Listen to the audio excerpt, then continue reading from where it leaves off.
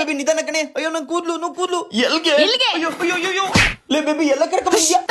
ನಿನ್ ಮಕ್ಕ ನೋಡ್ಕೊ ಕೂದಲು ಗಡ್ಡೆಲ್ಲ ಬಿಡ್ಕೊಂಡು ಹೆಂಗಾಗಿದೆ ಅದ್ಕೆ? ಅದಕ್ಕೆ ಇವಾಗ ನೋಡ್ತಾ ಇರೋ ರೆಡಿ. ಆ?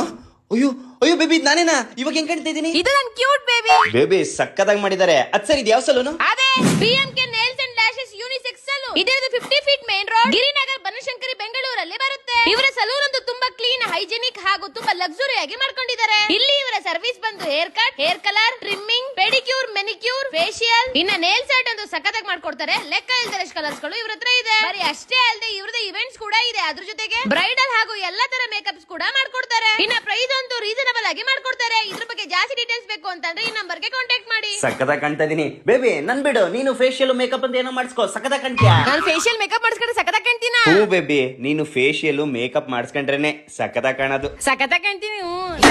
ಬೇಬಿ